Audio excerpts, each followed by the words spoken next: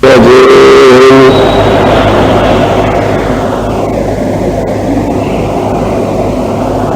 الله الرحمن الرحيم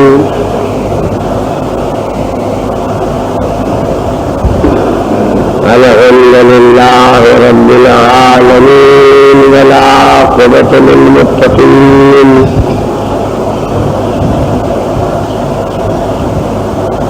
والجنة للموحدين والنار للملحدين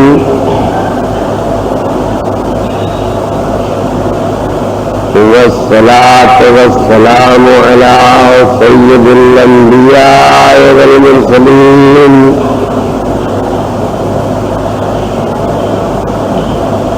سيدنا ونبينا بالقاسم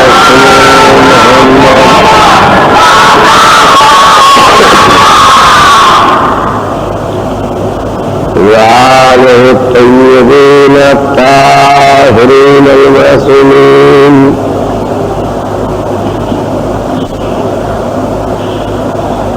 واللعنة الدائمة على قاتليهم وغاصبي حقوقهم وأعدائهم إلى يوم الدين. أما فقد قال الله تبارك وتعالى وهو أصدق القائلين بسم الله الرحمن الرحيم يريد الله بكم اليسر ولا يريد بكم العسر. صلوات محمد وعلى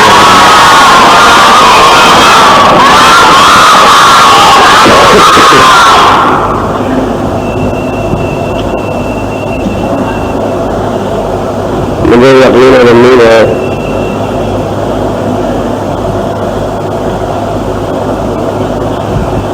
کہ روزانہ سنتے سنتے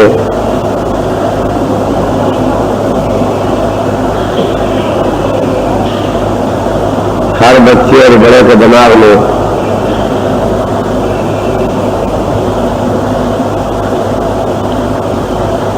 اللہ کا یہ اعلان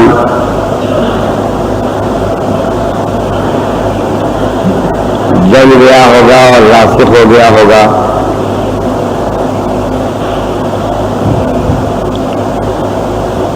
کہ مذہب کا ماننا اور دین پر عمل کرنا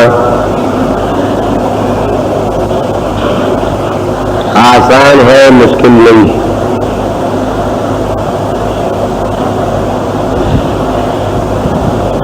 اس لیے کہ دین و مذہب کا بھیجنے والا خدا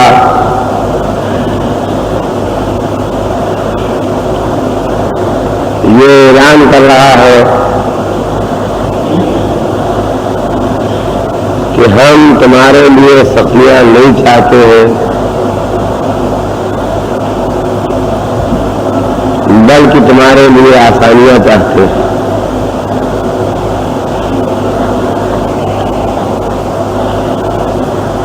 میں نے پچھلے 2 دنوں میں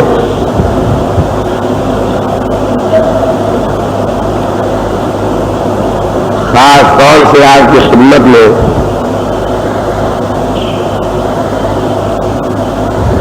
یہ گزارش کی ہے کہ آدمی جس چیز کو نہیں جانتا ہے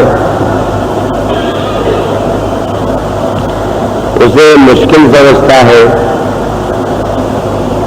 جسے جان لیتا ہے اسے آسان سمجھتا ہے. جب تک کوئی آدمی کسی کام کو نہیں کرتا ہے وہ کام اسے مشکل معلوم ہوتا ہے، لیکن جب کوئی آدمی کسی کام کو کرنے کی نیت کرتا ہے اور کرتے کرتے عادی ہو جاتا ہے تو کام آسان ہو جاتا ہے. ہم بہت سے ایسے علاقوں میں جاتے ہیں جہاں اتنی گرمی ہوتی ہے کہ آدمی کے لیے ایک باریک کرتا پہننا بھی دشوار ہوتا ہے، تو اس وقت ہمیں لوگ دیکھتے ہیں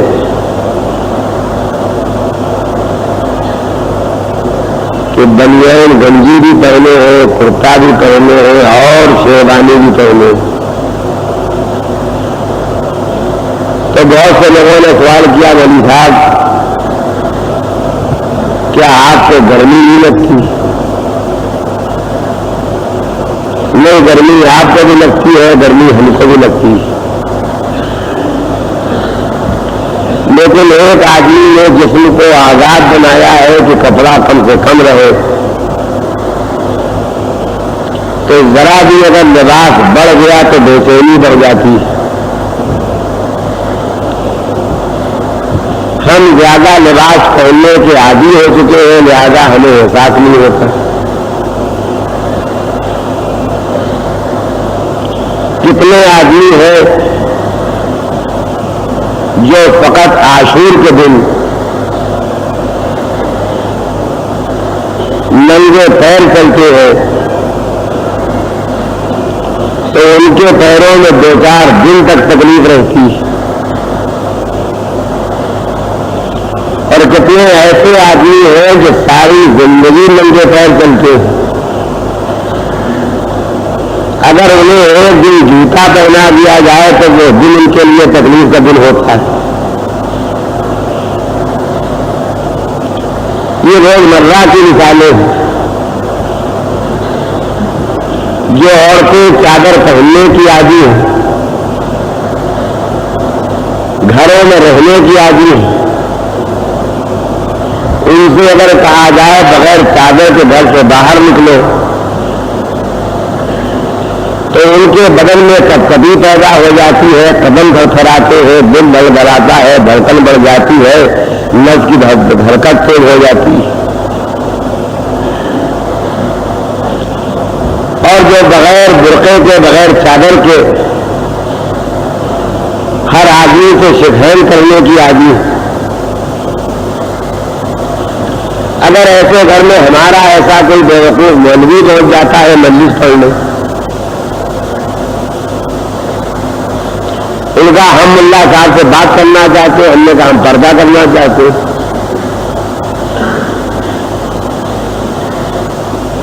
نظر سے نظر نہ ملے، چہرے پر نگاہ نہ جلے، ہم ادھر منہ کیے بیٹھے ہیں، ان سے کہتے ادھر منہ کر کے بیٹھے، جو پوچھنا ہو پوچھ لو، تو ان کے خیال میں وہ 10 منٹ کی گفتگو اتنی بھاری ہے کہ انہیں اس ماحول میں گھٹن محسوس ہوتی۔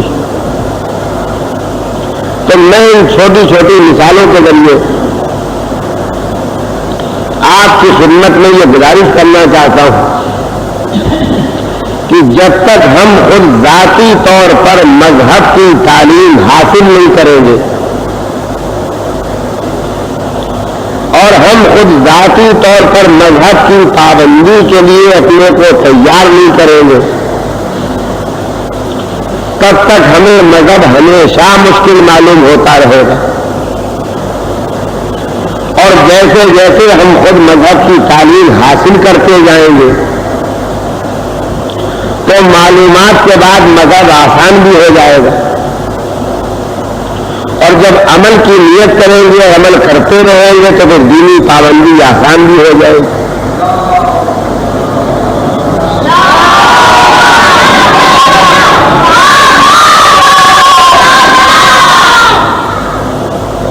بس آخری مثال یہ سن لیں آپ کہ جو پابند نماز ہوتا ہے وہ اگر رات کو دیر میں سوتا تو نیند میں بھی اسے بے چینی محسوس ہوتی ہے، کہیں ایسا نہ ہو کہ سوتے رہ جائیں، نماز قضا ہو جائے۔ تو 9 بجے شام 9 بجے رات کو سونے والا آرام سے سوتا ہے کہ آنکھ کھل ہی جائے گی، نماز پڑھ ہی لیں گے، قضا نہیں ہوگی، لہٰذا وہ 4 بجے اور 5 بجے جیسا وقت ہوتا ہے نماز آنے کا آرام سے سوتا رہتا ہے۔ لیکن یہی پابند نماز جب 3 بجے رات کو سوتا ہے تو 5 بجے صبح تک 13 مرتبہ بے چین ہوتی اس کی آنکھ کھلتی ہے، کہیں سورج نکل تو نہیں آیا، کہیں نماز قضا تو نہیں ہوئی۔ تو جب نماز کی پابندی کا مزاج پیدا ہو جاتا ہے تو عدم پابندی کا خطرہ تکلیف کا سبب بن جاتا ہے، اور جو پابند نماز نہیں ہے ان کے خیال میں آیا کہ چلو کانودر میں مجلسیں ہیں وہاں جنت مل جائے گی، حسین ٹیکری پر چودھری ہے وہاں جنت مل جائے گی، ملے گی اور یقیناً ملے گی، مگر سب کو نہیں مل جائے گی۔ ان کا اچھا ہے مولوی صاحب بھی جانے والے ہیں، ان کے ساتھ چلے ہم نے صبح کو ٹرین میں جگانا شروع کیا، جاورے جا رہے ہو، کانودر جا رہے ہو، حسین ٹیکری جا رہے ہو، مولا کی بارگاہ میں حاضری کے لیے جا رہے ہو، جنت خریدنے جا رہے ہو، تو نماز میں قضا کرو۔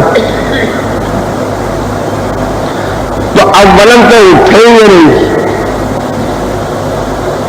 اور اگر اڑ بھی گئے تو پھر نماز نہیں پڑھیں گے، اور اگر نماز پڑھ بھی لیں گے تو خدا کو کس نگاہ سے دیکھیں گے تو خدا جانے، بقیہ ایک مخصوص نگاہ سے ہم کو بھی دیکھیں گے کہ جو ہمیں یہ پتا ہوتا کہ اس طرح آپ ہماری نیند خراب کریں گے تو ہم آپ کا ساتھ لیتے ہیں کہ نہیں لیتے، یہ بھی سوچنے کی بات۔ تو ان کے لیے 9 بجے رات کو چلی ہوئی گاڑی میں 6 بجے صبح کو احمد آباد میں جگا کے نماز صبح پڑھوانا ایک تکلیف دہ بات ہے، اور پابند نماز کے لیے 4 بجے رات کو سونا اور 5 بجے تک 13 مرتبہ جاگنا 1 گھنٹے کی نیند تکلیف دہ بات۔ تو معلوم کیا ہوا؟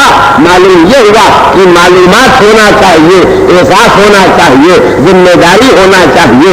اور میں آپ کے سامنے آج اپنی تقریر میں 2 لفظ اپنی بچیوں کو، اپنی بیٹیوں کو، اپنے بچوں کو، اپنے نوجوانوں کو دینا چاہتا ہوں، اس پر توجہ فرمائیں۔ کام آدمی تنہا کرتا ہے، خود ہی کرتا ہے، مگر انسان فطری طور پر جس معاشرے میں رہتا ہے، جس سماج میں رہتا ہے، جس سوسائٹی میں رہتا ہے،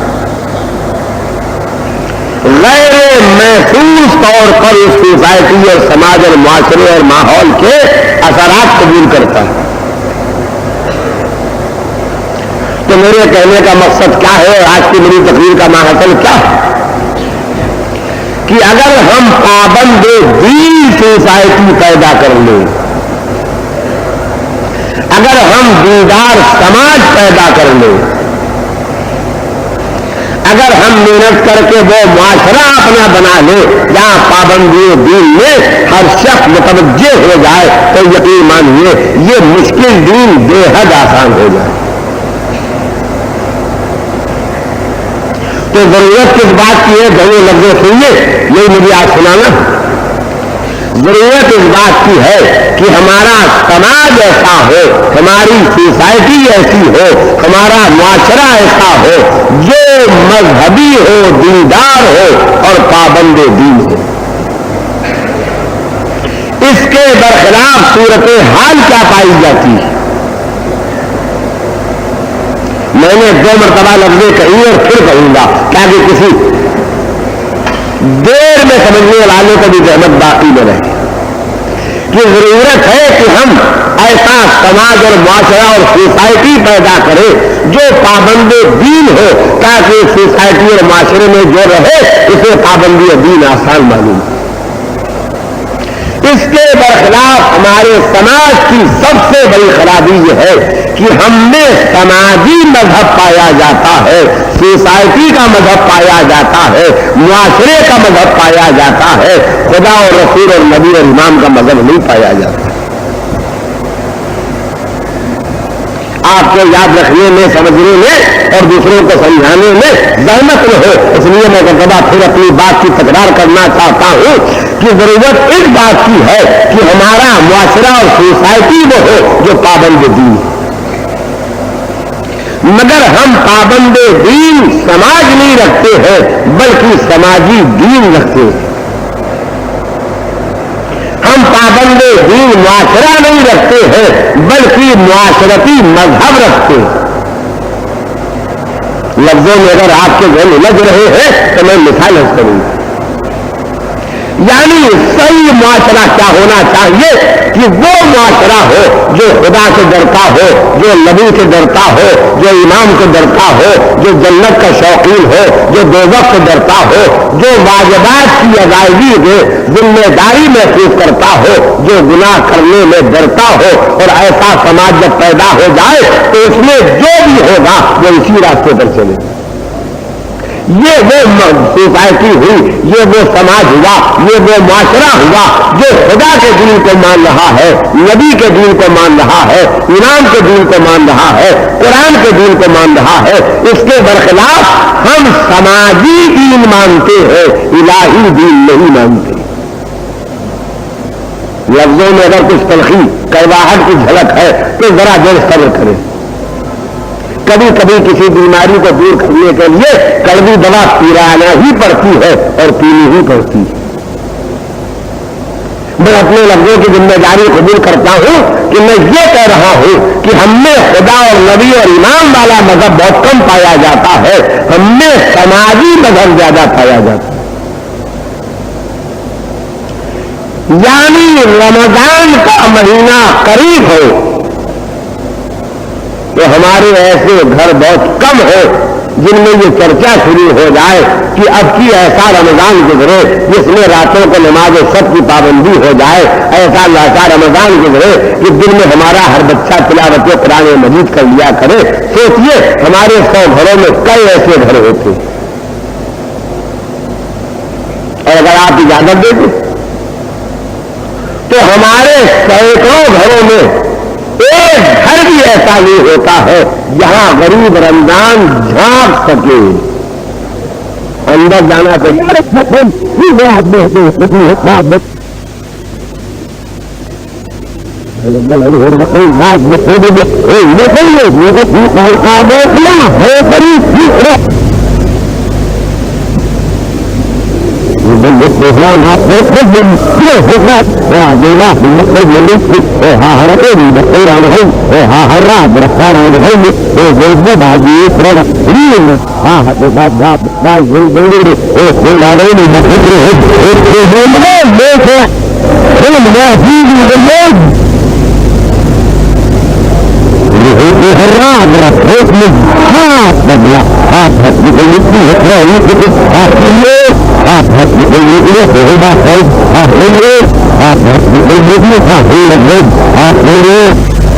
چھوٹے بڑے کو فکر شروع ہوئی ڈگرا کتنے میں ملے گا اور کھانے سے لائے تو کتنے میں ملے گا اور میموری سے لائے تو کتنے میں ملے گا اور بھنڈی بازار سے لائے تو کتنے میں ملے گا.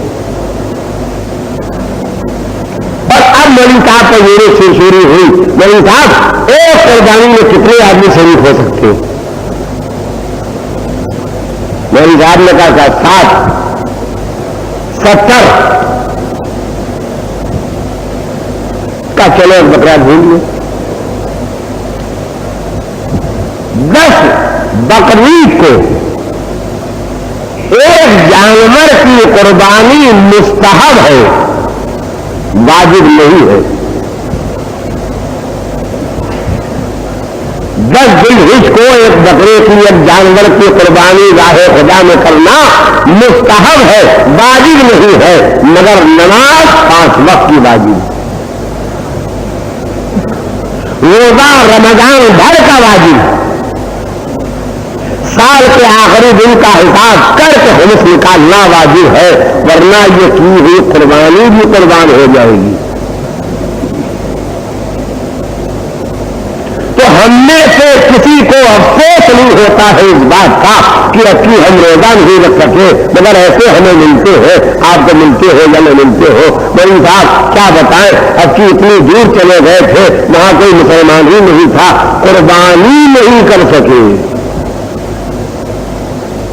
यानी 10 दिन को जो कुर्बानी मुस्तहब है वो नहीं कर सके, तो मालूम ये होता है जैसे हम बिल्कुल बेदीन हो गए और साल भर नमाज नहीं पढ़ी तो कहीं से ईमान में फर्क नहीं आए। अगर बेनमाजी होने पर हमें अपनी बेदीनी का एहसास होता तो हमारे पास अल्लाह का मजहब होता, हमारे पास इमाम का मजहब होता, हमारे पास खुदा और रसूल का मजहब होता। लेकिन ये कुर्बानी का एहतमाम जो है ये इसलिए नहीं है कि ये हुक्म खुदा है, ये समाज का रवाज है। तो हम समाजी मजहब रखते हैं, इलाही मजहब नहीं रखते हैं। ऐसी आड़ी पूछी बातें मेरे अलावा कोई सुनाएगा नहीं अब, और मैं भी इसलिए सुनाने लगा हूं कि मैंने हर तरह से आपको आजमा के देख लिया है कि जैसे सुनाता हूं आप सुन लेते, कि जब आप मुझे बर्दाश्त करने पर तैयार हो तो मैं तो न वो कोशिशें करूं कि आप उन राहों से निकल आए जो राहें आपको कब्र से लेकर बरज़ख नुकसान पहुंचाने वाली है, और क्यों ना ये मेरा मोहतरम मजमा उस शाहराह पर आ जाए जो जन्नत की तरफ जा रही है। सलावत भेजे मोहम्मद राज।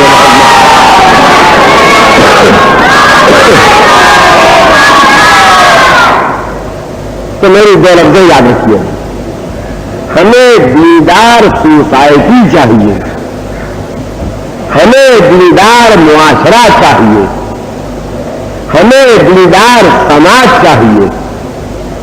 इसके बरखिलाफ हमारे पास समाज और मुआशरे और सोसाइटी का दीन पाया जाता है। मैंने लफ्जों को इतनी मरतबा दोहरा दिया है कि अब आपको याद रखने में दिक्कत नहीं होगी। अब मिसालें सुनिए।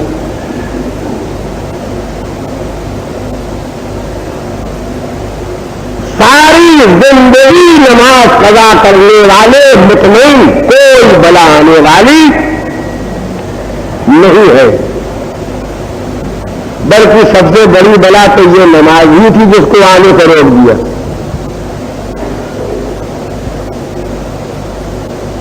लेकिन बलाओं के आने का एहसास के दिन पैदा होता, ये समाजी दीन हमको कहां कहां दीदार बनाता है वो सुनिए। इलाही दीन हमने छोड़ दिया।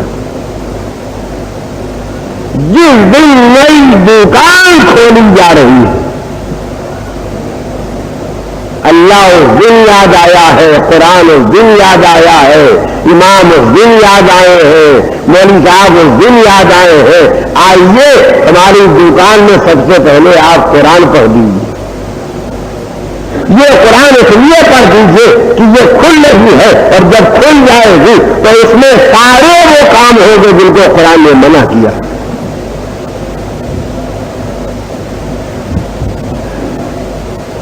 और हमें तो खैर कोई बुलाता ही नहीं, और अच्छा करते हैं कि नहीं बुलाते, इसलिए कि हम मुरव्वत करने वाले थे नहीं। आप कहेंगे कुरान पढ़ दीजिए बरकत हो जाए, हम पूछेंगे जिस माल से आप कारोबार खोल रहे हैं इसका खुमुस निकाल चुके हैं कि नहीं? अगर खुमुस निकाल चुके हैं तो बरकत देने वाला ऐलान कर रहा है कि हम बरकत देंगे। अगर खुमुस नहीं निकाला है तो उस बख्श दे तो बख्श दे, वरना तो ये खुमुस का निकला हुआ हिस्सा यही मुमकिन है कि सारी पूंजी लेकर बैठ जाए। तो हमें मदद की दिन याद आया, दुकान खोलने के दिन बरकत के लिए, बरकत के लिए दूसरा कार्य खैर समझ में आया। एक चाली मुल्ला की तलाश हुई, उनकी जान हम नहीं छोड़ेंगे, इसलिए नहीं छोड़ेंगे कि तुम अगर दीन के काम पर लगे हो और दीन से रोजी कमाते हो तो तुम खुद दीन में दीन हासिल करो।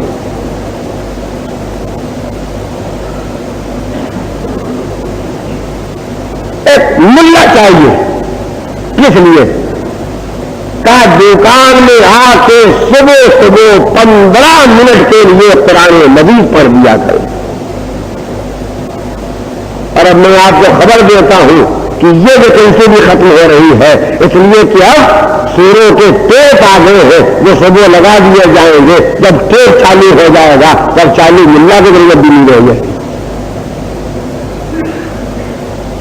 ایسے مقدس اور دیندار گھر بھی پائے جاتے ہیں کیا؟ ارے صاحب بڑے دیندار لوگ ہیں، بڑے دیندار لوگ ہیں، بڑے دیندار لوگ ہیں، ایک آنکھ لگائی جا رہی ہے، ہم بھی پوچھے بھائی کیا دینداری ہے؟ کہنے لگے جناب لوگ ان کے یہاں مولوی صاحب آنکھ کے نیچے بیٹھ کے قرآن پڑھتے، ایسا دیندار گھرانہ ہے کہ روز مولوی صاحب آ کے قرآن پڑھتے ہیں۔ ہم نے کہا یہ بتاؤ جب وہ قرآن پڑھتے ہیں تو یہ کیا کرتے؟ نماز پڑھتے تھے؟ ہو گیا جواب، اور آپ سمجھ بھی گئے۔ ارے صاحب یہ بڑا دیندار گھرانہ ہے، یہ فیملی بڑی مذہبی فیملی۔ ہم نے کہا کیا ہوا؟ کہ جب تک مولوی صاحب آ کے قرآن پڑھ کے چلے نہیں جاتے ہیں تب تک ریڈیو پر گانا ان کے گھر میں نہیں سنا جاتا۔ اگر حرام ہے تو 24 گھنٹے حرام نہیں، تو ہمیں مذہب کس دن یاد آیا؟ جس دن دکان کھل رہی۔ مذہب کس دن یاد آیا؟ جب نمازوں کو قضا کر کے ہم گھر میں جاگے تو مولوی صاحب آپ کے 5 منٹ 10 منٹ قرآن پڑھ دے، صحیح پڑھے یا غلط پڑھے دے جانے، اور ان کو بھی 25 جگہ پڑھنا ہے، لہٰذا ان کو بھی معلوم ہے کہ آواز وہاں تک پہنچ جائے کہ مولوی صاحب آئے تھے۔ جب آپ کرائے پہ برکت حاصل کریں گے تو وہی جنت مل سکے گی جو کرائے پر مل سکے گی، اور کرائے پر کوئی جنت ملنے والی ہے نہیں۔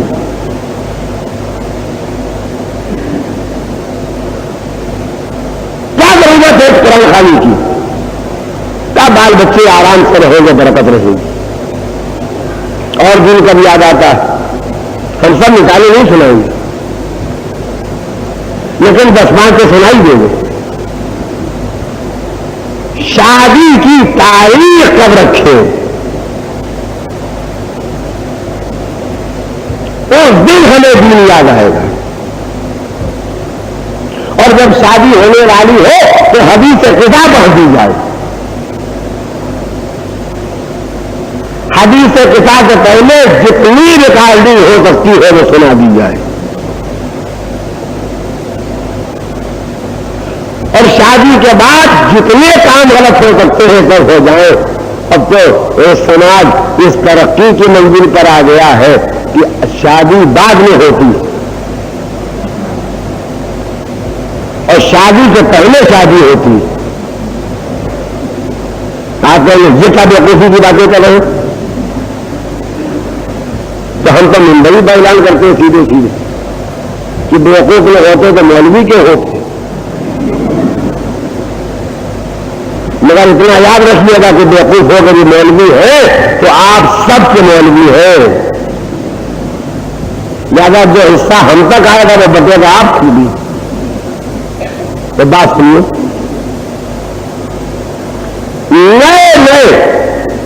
نئے سماج میں جو بے حیا اور حیا سے رواج پا رہے ہیں، کیا ہوا؟ کا نسبت طے ہو گئی، انگیجمنٹ ہو گیا۔ ہم نے کہا شادی کب ہے؟ کہا اگلے مہینے۔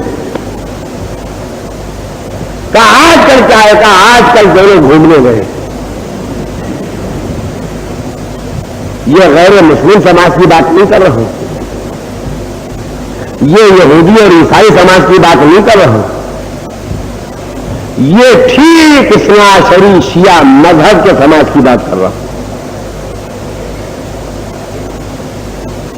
شادی بعد میں ہوگی، شادی کی انگوٹھی پہلے پہنی جائے گی، شادی بعد میں ہوگی، رنگ اور ساری کی رسم پہلے ہوگی،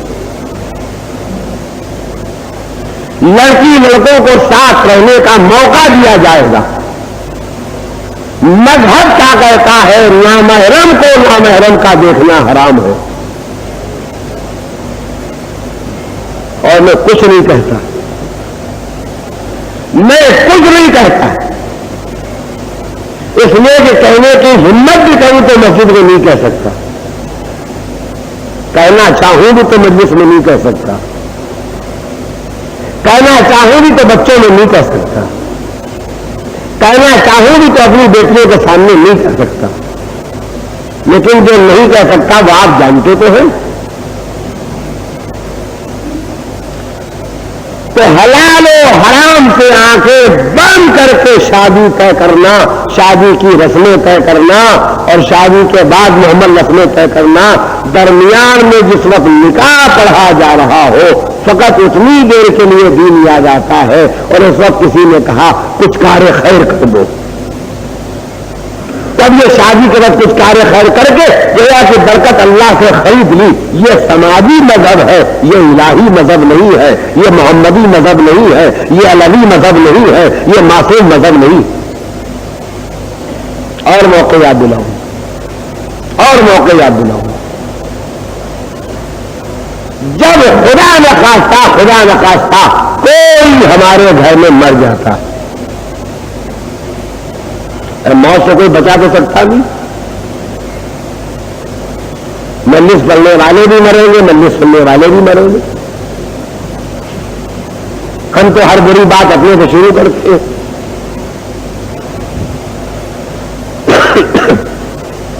توجہ فرمائیں، جب میت واقع ہو گئی، لاش پڑی، اس کی لاش پڑی ہے جو لکھپتی تھا مگر اس نے ایک پائی خمس کا نہیں نکالا،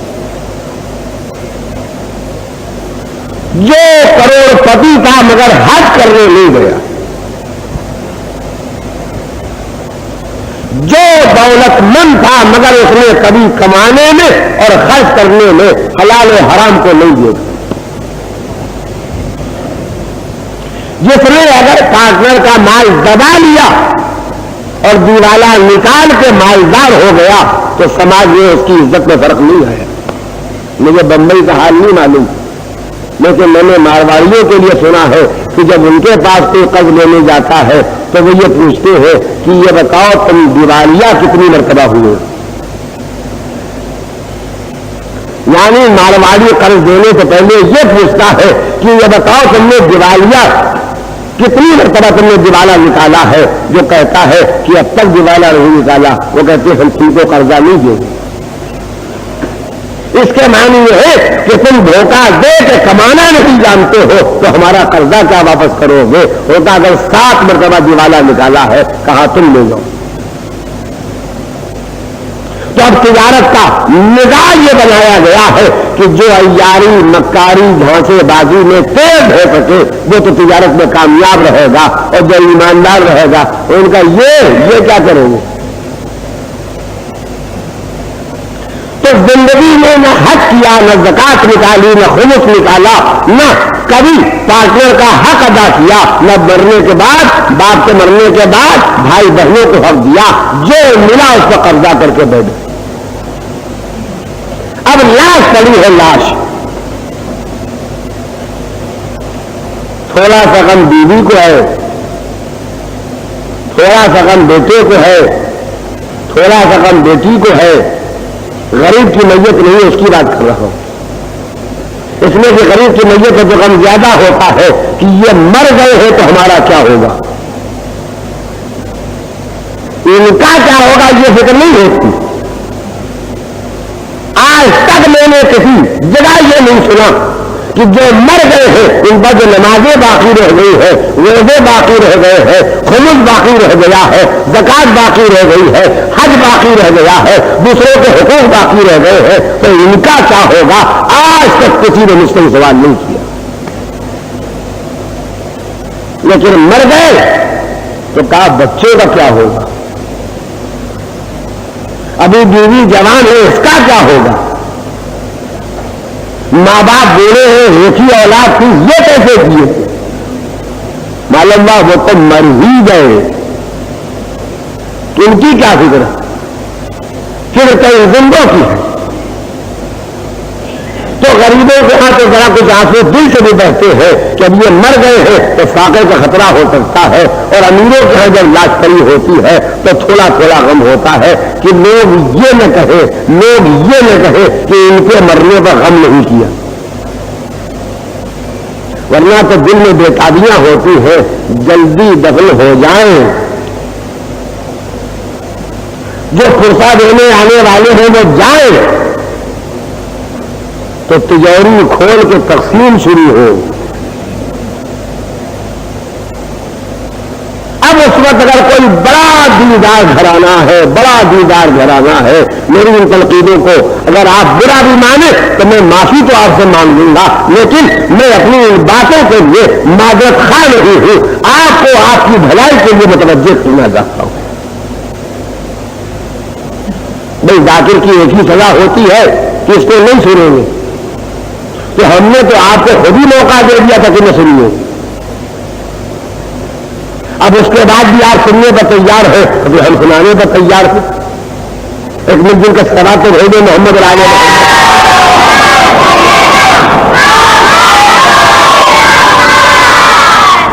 पर ये जो लाश पड़ी है क्या कुछ उनकी आखिरत का काम भी हो जाए। तब यहां धंधे शुरू हुए,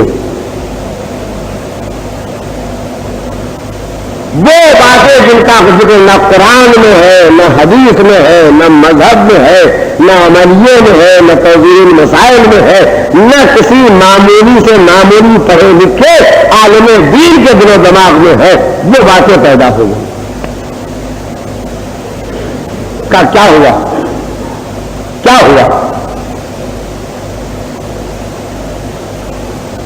का जब गुस्ल दे रहे थे तो आपकी मैयत ने मुंह खोल दिया।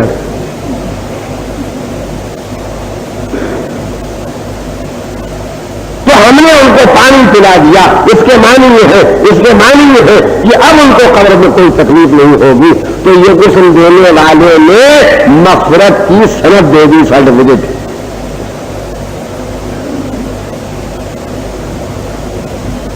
का हमने जब गुस्ल दिया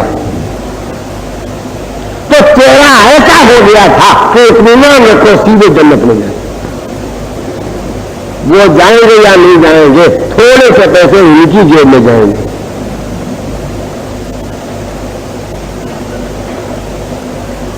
कब्र में फकत आमाल काम आने वाले। न मैयत पानी पीती है, न पानी पिला के आप बख्शवा सकते। मैयत को कमल पहनाने का हुक्म।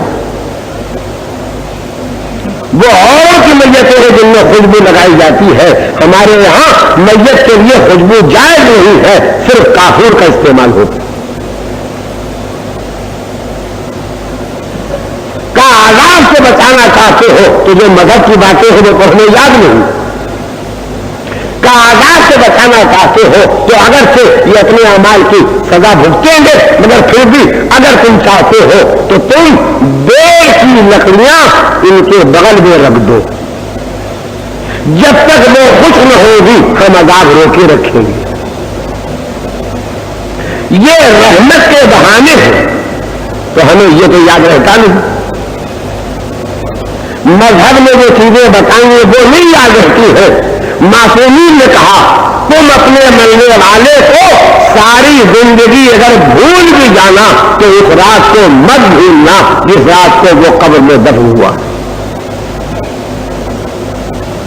का मौला उस रात को न भूलने का तरीका क्या है? का 2 रकअत नमाज पढ़ना और उसका सवाब मरने वाले को हदिया करना। तो मज़हब ने जो बातें बताई हैं वो तो हमें याद नहीं आती है, और अगर याद भी आई तो एक मरतबा आराम बाग से निकलते हुए पूछा, नमाज वैसे पढ़ने वाले, ये 2 रकअत नमाज सुबह दरी पढ़ने वाले कितने आदमी मिल जाएंगे, कितने में पढ़ देंगे? इतने पैसे दे दिए, इतने पढ़ने वाले पे दे दिए। हमने कहा आप खुद भी पढ़िए। कब पढ़ते तो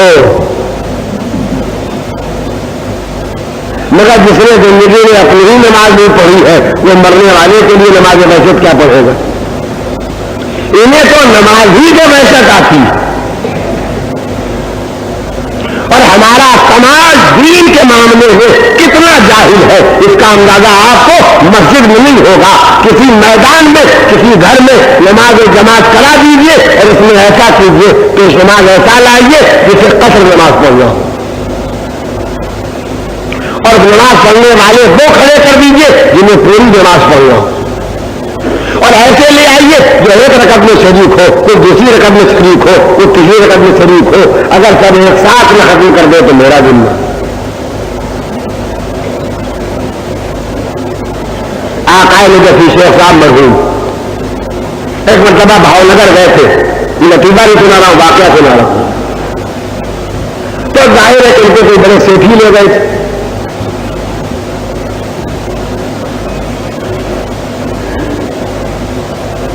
نجفی کو جب نماز پڑھنا ٹھیک تو اب یہ میزبان شیخ صاحب بھی نماز پڑھنے کے لیے کھڑے ہوئے، انہوں نے نیت کی میں نماز پڑھتا ہوں قربتاً من اللہ، انہوں نے نیت کی نماز پڑھتا ہوں کہ پھنس گیا ہوں ان کے ہاتھ میں، تو ظاہر ہے نماز شاید 2 رکعت پڑھ سکتے، نماز قدر تھی، ان بڑے شیخ صاحب نے اپنی پوری بیداری کے ساتھ اپنے وطن میں نماز عشاء 2 رکعت پر ختم کر دی، لوگوں نے کہا آپ کی نماز غلط ہو گئی، کہا شیخ صاحب کے ساتھ پڑھی اب غلط ہو گئی، ارے اتنے بڑے عالم دین کے ساتھ پڑھی اب غلط ہو گئی، ایک زندگی میں کبھی پڑھی نہیں،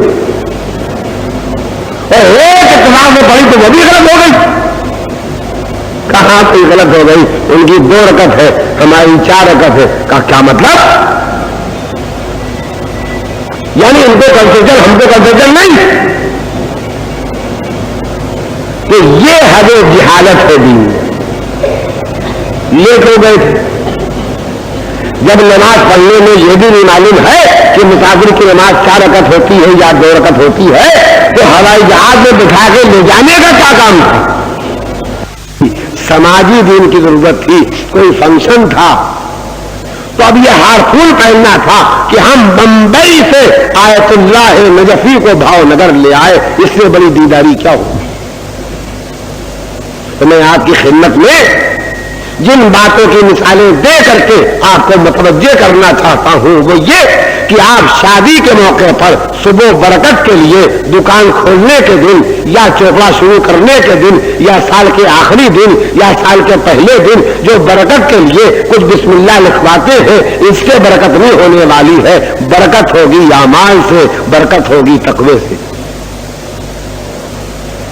میں آپ کو دھوکہ نہیں دوں گا، میں آپ کو دھوکے میں رہنے نہیں دوں گا، اس کے بعد بھی آپ رہنا چاہیں تو کوئی آپ کو نکال نہیں سکتا ہے۔ سنیے اور یاد رکھنے کے لیے سنیے کہ حضور سرور کائنات جناب محمد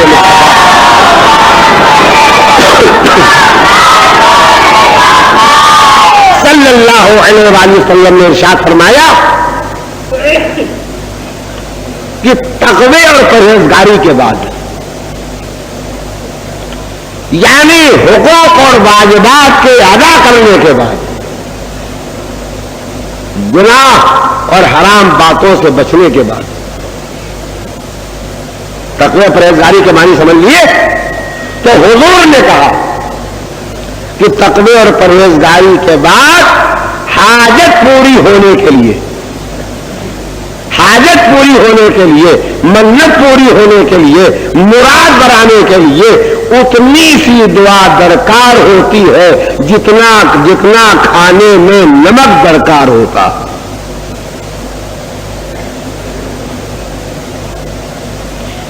ایک دیکھ کھچڑا پکانے کے لیے، اب کیا بتاؤں باورچی نہیں ہوں، لیکن زیادہ سے زیادہ کلو آدھا کلو تو نمک درکار ہوگا، گھی اتنا چاہیے اور چاول اتنے چاہیے اور چنے اتنے چاہیے اور یہ سامان اتنا چاہیے، اتنا سامان،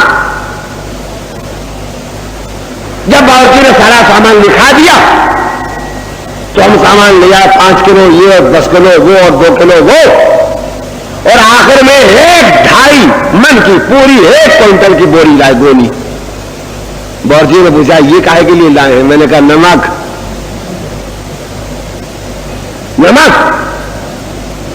کہا یہ کیا ہوگا؟ کہا 1 ڈیڑھ کھچڑا پکاؤ گے نمک نہیں چاہیے؟ تو دنیا کہے کہ دیوانے ہوئے، نمک زیادہ ہو جائے تو مزہ کرکرا ہو جائے۔ تو حضور نے فرمایا کہ تقوی اور پرہیزگاری کے بعد، پابندی دین کے بعد، یعنی سماجی مذہب نہیں الہی مذہب ماننے کے بعد، دعا اتنی سی دعا میں منت پوری ہو جاتی ہے جتنے سے نمک میں کھانے میں مزہ آ جاتا ہے۔ اور دوسرا فقرہ بھی سنو میری بہنوں، تم زیادہ سنو۔ حضور نے دوسرا فقرہ فرمایا اور جناب ابو ذر سے خطاب کرتے ہوئے کہا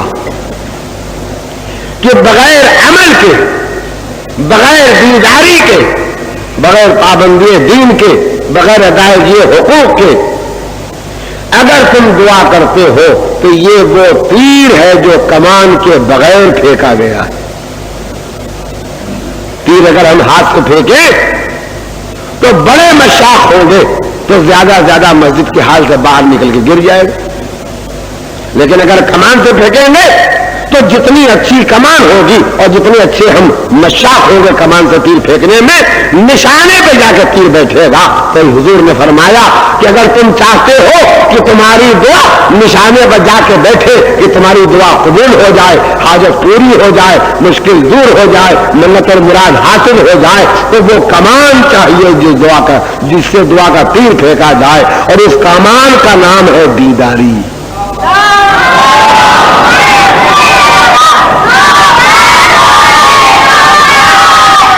میں آج سلسلہ کلام کے اعتبار سے امام جعفر صادق علیہ السلام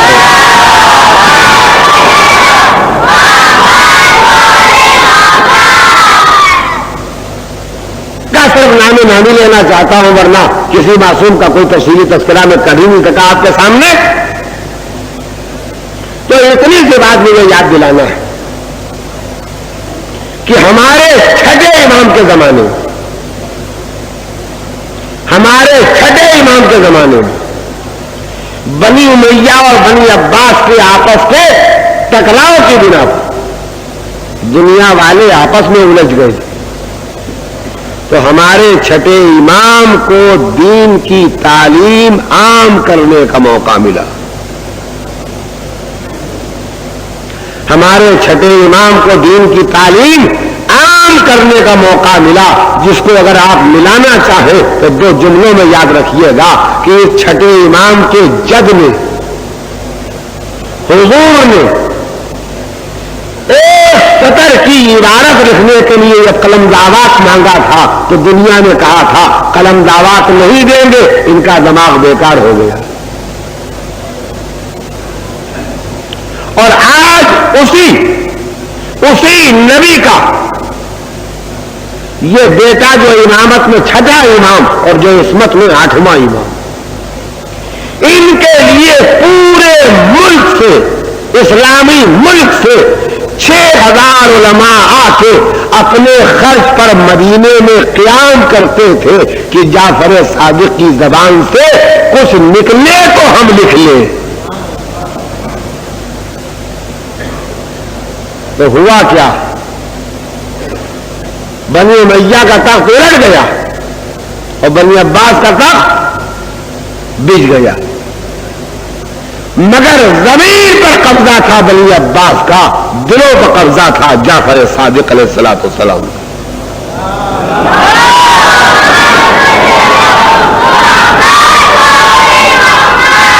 لوگوں کے مال پر، لوگوں کی عزت پر، لوگوں کی جان پر قبضہ تھا حکومت کا، اور لوگوں کی روح پر، دماغ پر، خیالات پر قبضہ تھا امام کا۔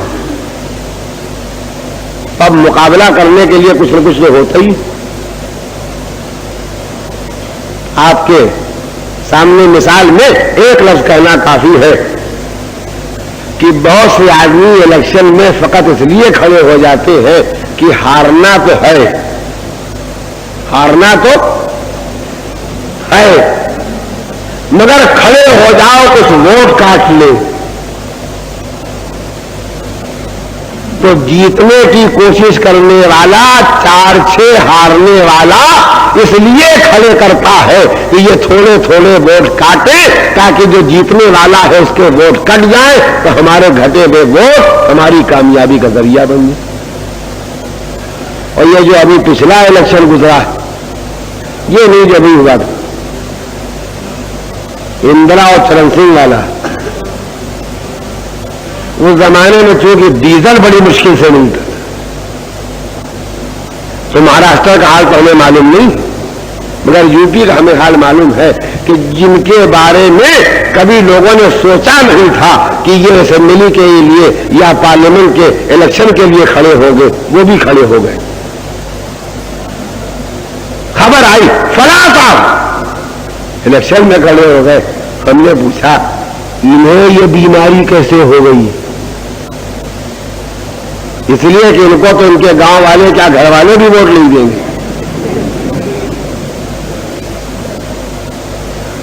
तो ये असेंबली का इलेक्शन कैसे लड़ेंगे? हम छोटी अकल वाले। तो लोगों ने कहा मौलवी साहब कान भर लाइए तो हम बता दें। हम कान भर ले गए। कहा जो इलेक्शन के लिए खड़ा होता उसको हुकूमत बहरहाल डीजल जरूर देती, वोटर वोट देंगे या नहीं देंगे, लेकिन कन्वेंशन के लिए डीजल जरूर देती है। तो हमने कहा ये काहे के लिए खड़े हुए हैं? कहा डीजल बेचने के लिए।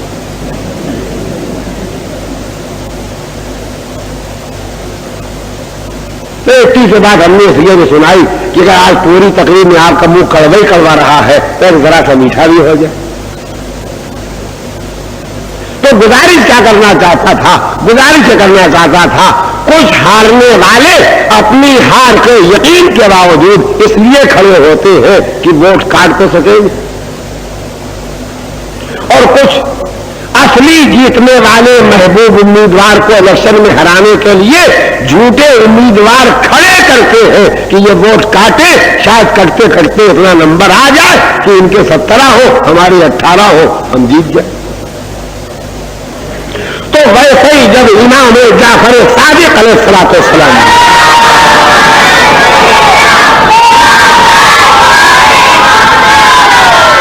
नहीं अब की तरह बड़े भी मिलकर सलाम भेज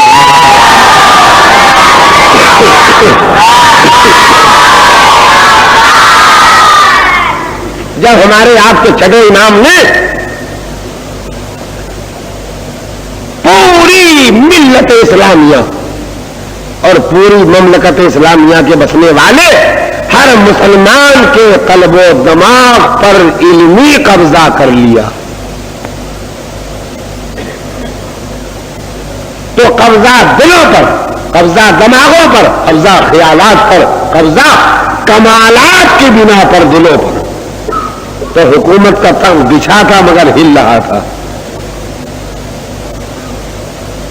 छठे इमाम अपने घर में खजूर की चटाई पर बैठे हुए मसाइल बता रहे थे और यहां बनी अब्बास के मजबूत खलीफा का तख्त हिल रहा। तो जरूरत हुई कि तख्त हुकूमत को जमाने के लिए 4 मजबूत पाए बनाए जाए कि ये भी आलिम दीन है, ये भी फकीह है, ये भी मुज्तहिद है, इनसे भी मसला पूछा जा सकता है। तो वहीं पर ये 4 फिक़े पैदा हुई। नाम हम क्यों बनाए आप जानते हैं, और हमको अपनी कौम के सुधार की फिक्र है। हम गैरों के मसाइल में बहस करके रजना भी नहीं चाहते। हमारे اپنے خود غم کیا کم ہے کہ ہم دوسروں کے دلوں کو غمگین بنائیں؟ ہمارے پاس اپنے ہی مسائل کیا کم ہے کہ ہم دوسروں کے مسائل میں الجھے؟ مگر ہم اپنی جماعت کو، اپنے سماج کو، اپنے مذہب کے ماننے والوں کو یہ بتانا چاہتے ہیں کہ یہ جو 4 نئی فقہ امام محمد باقر اور امام جعفر صادق علیہ السلام کے زمانے میں پیدا ہوئی، یہ اسی لیے پیدا ہوئی کہ ہلتی ہوئی حکومت کو سنبھالے کون؟ لہذا ایک طرف علم امامت تھا اور ایک طرف سرکاری فقیر تھے. بات چاہتا ہوں کہ کہے بغیر سمجھ جائیں آپ. ایک چھوٹا سا واقعہ مجھے یاد ہے. ایوب خان یاد آئے ہیں؟ ایوب خان جب پاکستان کے حکمران تھے تو انہوں نے علم دین و فقہیات کو دخل دیتے ہوئے یہ اعلان کیا کہ کوئی ملا مولوی اب چاند کی تاریخ کا اعلان نہیں کرے گا، جو سرکاری ہلال کمیٹی ہوگی وہ اعلان کرے گا. یعنی چاند اللہ نکالے یا نہیں نکالے، جس دن ایوب خان نکال دیں وہ نکالا ہے. تو سرکاری ہلال کمیٹی نے اعلان کر دیا کہ چاند نکل آیا، کل عید ہے.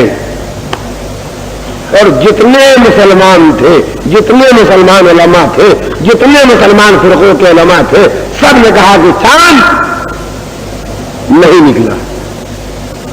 بس اس کے آگے اگر آپ مزید تشریح چاہیں گے تو نہیں کروں گا، اور اس مثال میں اگر آپ اشارے میں سمجھ جائیں گے تو شکر گزار ہوں گا. تو اب مسئلہ یہ درپیش ہو گیا کہ سرکار نے اعلان کر دیا ہے کہ چاند ہو گیا، لہذا ایوب خان کی تو نماز عید ہونا چاہیے. اور یہ ہے سماجی نماز، الہی نماز نہیں ہے. جو عید بقرعید پڑھتا ہے وہ معاشرے والی نماز پڑھتا ہے، سوسائٹی والی نماز پڑھتا ہے، اللہ والی نماز نہیں پڑھتا ہے. تب ان کو نماز پڑھائے کون؟ کوئی ملا مولوی تیار نہیں، چاند نکلا نہیں، رمضان ہے. تو چونکہ اسلامی حکومت تھی پاکستان میں، لہذا ایک ملا صاحب جیل میں قیدیوں کو نماز جماعت پڑھاتے تھے. قاتل، چور، جیب کترے، جالیے جیل میں نماز پڑھتے تھے بجماعت، اور ان کے ملا صاحب ان کو پڑھاتے تھے جماعت. تب مسئلہ درپیش ہو گیا نماز جماعت کیسے ہو؟ سرکاری عید تو ہو ہی گئی. تو جب کہیں کوئی ملا نہیں ملا تو وہ جیل والے ملا، سمجھ گئے؟ حکومت کی ایسی مجبوریاں جب ہوتی ہیں، جب حکومت کی ایسی مجبوریاں ہوتی ہیں تو فقہ بھی نہیں نکل آتی ہے، امام بھی نہیں نکل آتے ہیں، اور نئے نئے مقابلے بھی پیدا ہو جاتے ہیں. لیکن اتنا یاد رکھو، غبار اٹھ کے بیٹھ جاتا ہے اور سورج چمکتا رہتا ہے، آفتاب دمکتا رہتا ہے. ایک رواج ہے جو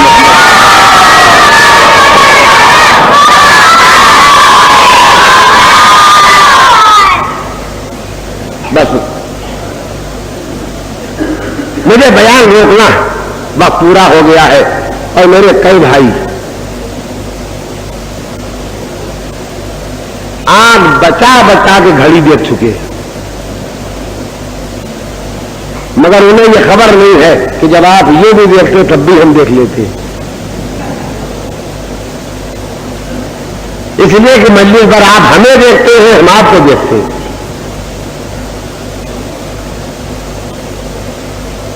زیادہ زحمت نہیں دیں گے، اور زیادہ زحمت دینے کے قابل ہی ہم نہیں رہ گئے.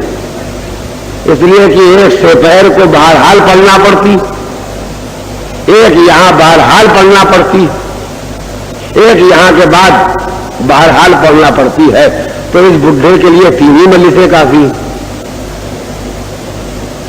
اور اگر الگ سے بیٹھ ہو گئی تو یہ تو فقط نگاہ ہے، کرم ہے، مولائے کائنات ہے، اور ان کی ان کی ذریت پاک کا صدقہ ہے جو میں آپ کی خدمت کر لیتا ہوں، ورنہ نہ میرے پاس علم ہے، نہ میرے پاس عمل ہے، نہ میرے پاس زبان ہے، نہ میرے پاس الفاظ ہے۔ ہاں دل ضرور ہے جس میں یہ جذبہ ہے کہ میری قوم دیدار بن جائے، لیکن اگر میں نے درمیان میں ذرا آپ کا منہ میٹھا کیا ہے تو چلتے چلتے ایک گولی اور، تو امام کے سامنے، چھٹے امام کے سامنے جب یہ سرکاری علماء آتے تھے تو امام پوچھتے تھے تم جو فتویٰ دیتے ہو تو کیسے دیتے ہو؟ کہا اگر قرآن میں مل جاتا ہے تو قرآن سے بتا دیتے، کہا اگر قرآن میں نہیں ملتا تو کہا اگر کوئی حدیث پا جاتے تو اس سے بتا دیتے، کہا اگر وہاں بھی نہیں ملتا ہے کہا کہ جو سمجھ میں آتا ہے وہ بتا دیتے۔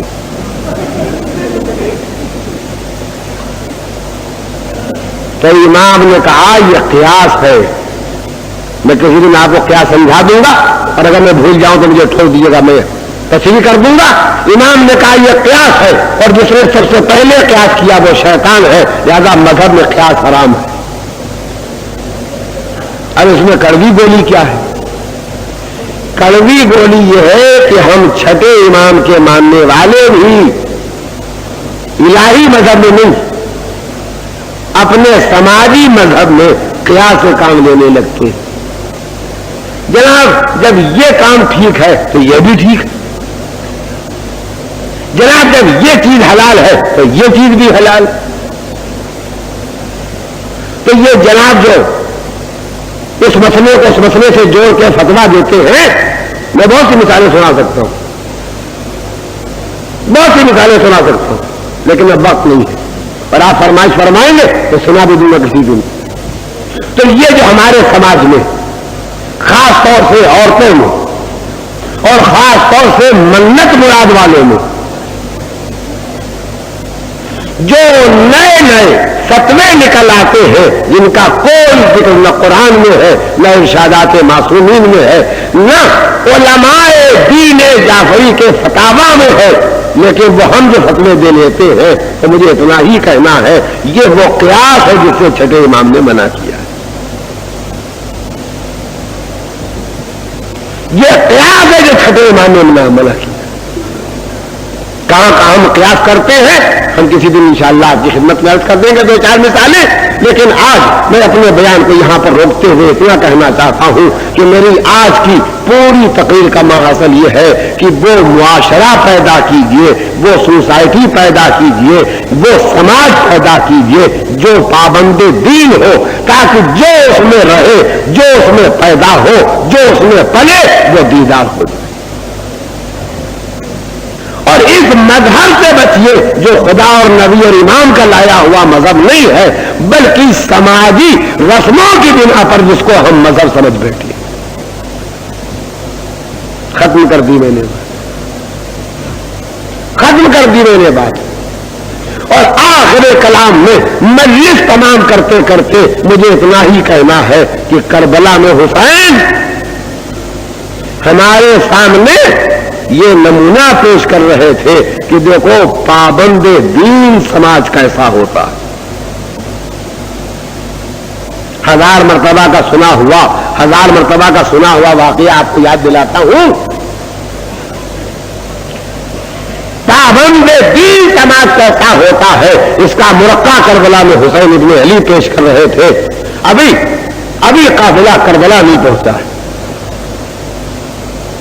ابھی قافلہ کربلا نہیں پہنچا ہے کہ امام بیان کر رہے ہیں کہ میں نے خواب دیکھا ہے، نانا مجھے بلا رہے ہیں، ہم موت کی طرف جا رہے ہیں۔ تو جناب علی اکبر پڑھ کے آتے ہیں کہ بابا جب سے یہ سفر شروع ہوا ہے آپ بار بار موت کا تذکرہ کرتے ہیں، تو بابا جب ہم حق پر ہیں تو موت کا کیا ڈر؟ کیا خدا نہ خواستہ ہم حق پر نہیں ہے؟ نہ علی اکبر کو شبہ تھا نہ حسین کو شبہ تھا، لیکن نہیں، یہ تذکرہ اس لیے ہونا تھا کہ یہ ہمارے لیے راہ ہدایت بنے۔ کہا بابا ہم حق پر ہیں؟ کہا بے شک ہیں، تو کہا پھر ڈرنے کی کیا بات ہے؟ تو یہ علی اکبر اور حسین کے درمیان سوال و جواب نہیں ہے، بلکہ یہ ہمارے آپ کے نام پیغام ہے کہ معاملہ زندگی کا ہو یا موت کا ہو، حق کا ساتھ دینے والا معاشرہ پیدا ہونا۔ کس نے نہیں سنا ہے، کس نے نہیں سنا ہے کہ عاشور کی رات جب حسین بار بار موت ذکر کر رہے تھے اور یہ کہہ رہے تھے کل کوئی سر بچے گا نہیں جو نوک نیزہ پر بلند نہ ہو جائے، کل کوئی گلا بچے گا نہیں جو خشک ہونے کے باوجود کٹ نہ جائے، کل کوئی لاش بچے گی نہیں جو لاوارث پڑی نہ رہ جائے، کل کوئی لاش بچے گی نہیں جس پر گھوڑے دوڑا نہ دیے۔ میں نے علماء سے پوچھا کہ سارے شہداء ایک جگہ دفن ہے، مولا دفن ہے، مولا کے پیروں کی طرف جناب علی اکبر دفن، اور جناب علی اکبر سے لے کے آگے جہاں تک نشان بنائے گئے ہیں، اگرچہ دیکھنے میں اوپر فرش نظر آتا ہے مگر یہاں سے وہاں تک گنج شہداء ہے جس میں سارے شہداء دفن۔ حبیب ابن مظاہر ہیں جو رواق میں دفن ہے، عباس علمدار ہے جن کا روضہ الگ۔ تو مجھے علماء سے پوچھنا پڑا کہ یہ حر شہداء سے کئی میل کے فاصلے پر کیوں دفن ہے؟ کئی جواب مجھے ملے، میرا دل مطمئن نہیں ہوتا تھا، مگر ایک جواب ملا جس سے میرا دل مطمئن ہو گیا کہ جب لاشوں کی پامالی کا وقت آیا، جب لاشوں کی پامالی کا وقت آیا تو کوئی نہ تھا جو حسین کے لیے کچھ کہتا۔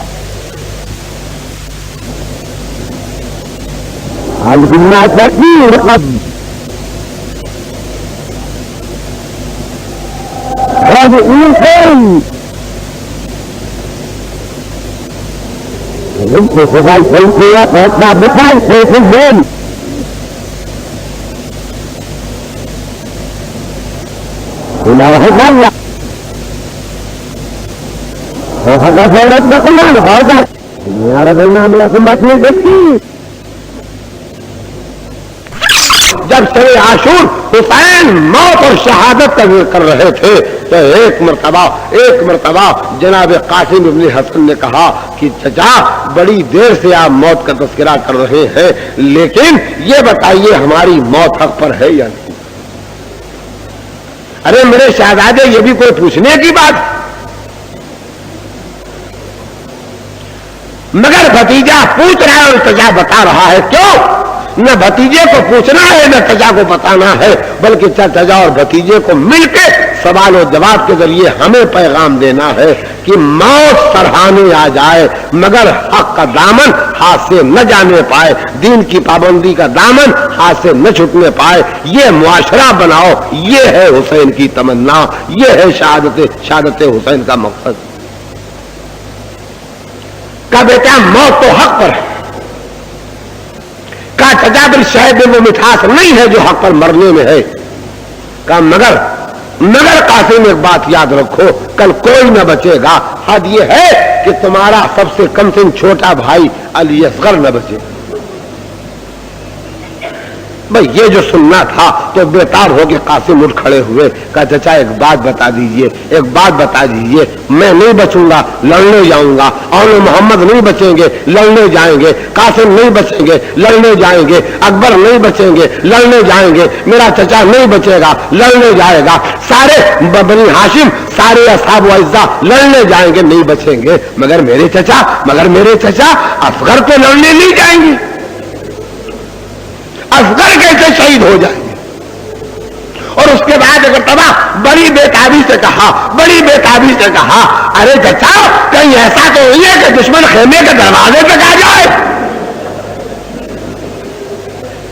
حسین نے کہا نہیں قاسم، میں اپنے بچے کو اپنے ہاتھوں پر لے جاؤں گا، پانی مانگوں گا، پانی کے بجائے تیر ملے گا اور بچہ شہید ہو جائے گا۔ قاسم کو اطمینان ہو گیا، دشمن خیمے تک نہیں آئیں گے، دشمن خیمے تک نہیں آئیں گے۔ لیکن قاسم بھی جانتے تھے اور حسین بھی جانتے تھے، حسین بھی جانتے تھے کہ جب شہادت مکمل ہو جائے گی تو ظالم خیمے پر نظر آئے۔ میں آج آپ کی خدمت میں صرف اتنا سا فقرہ یاد دلانا چاہتا ہوں، اتنا سا فقرہ یاد دلانا چاہتا ہوں۔ بار بار میں نے وضاحتیں کر دی ہیں کہ یہ سب باخبر لوگ ہیں، ان کے سوال و جواب کو نہ جاننے کی بنیاد کبھی نہ قرار دیجیے گا۔ اب اختتام مجلس میں ذکر مصیبت پر مجلس تمام کرتے ہوئے اس منزل پر آپ کو لانا چاہتا ہوں، اس منزل پر آپ کو لانا چاہتا ہوں کہ سب سے زیادہ سخت وقت وہی تھا جب دشمن خیمے کے دروازے پر آ گیا، اور جب دشمن خیمے کے دروازے پر آ گیا تو اب زینب عباس کو آواز نہیں دے سکتی تھی، اب ام کلثوم اکبر کو نہیں پکار سکتی تھی، اب اصحاب باوفائے حسین موجود نہ تھے جو گردنیں کٹا دیتے، جو شانوں سے شانے ملا کے کھڑے ہو جاتے۔ بس ہاں کیا تھا کہ ایک مرتبہ بیویوں نے بچوں کو گھیرے میں لے لیا۔ میں نے کسی کتاب میں نہیں پڑھا ہے، میں نے کسی کتاب میں نہیں پڑھا ہے، مگر میرا تصور یہ کہتا ہے کہ جب بیویوں نے بچوں کو گھیرے میں لے لیا ہوگا تو زینب سارا قافلہ چھوڑ کے اس خیمے میں آ گئی ہوگی جس میں سید سجاد تھے، تاکہ اگر دشمن قتل کرنا چاہے تو اس پھوپھی کا گلا کٹ جائے، اس پھوپھی کا گلا کٹ جائے، مگر میرے لال کا گلا نہ کٹنے پائے۔ ارے مال لٹا، خیمہ جلا، بچے نکلے، بیویاں تڑپی، کچھ بچے ایسے نکلے کہ خود نکل آئے، کچھ کو بیویاں لے کے نکلی اور بقیہ کو جناب زینب بار بار جاتی ہیں اور ایک بچے کو لاتی ہیں، ایک بیوی کو لاتی ہیں۔ ارے خیمہ جلتے جلتے گرنے کے قریب آ گیا۔ بس ایسا منظر تھا کہ شام کی فوج کا ایک سپاہی کہنے لگا بیوی اب نہ جاؤ، بیوی اب نہ جاؤ، ارے یہ خیمہ گر پڑے گا، کہا کیسے نہ جاؤں، میرے کلیجے کا ٹکڑا خیمے کے اندر ہے۔ گئی جناب زینب، بازو پکڑ کے لے کے چلی، سید سجاد ہوتے ہوئے چلے۔ واہ مصیبتا، واہ محمدا، واہ غربتا، واہ قلتا ناصرا، سیعلم الذین ظلموا ای منقلب ینقلبون علی لعنۃ اللہ۔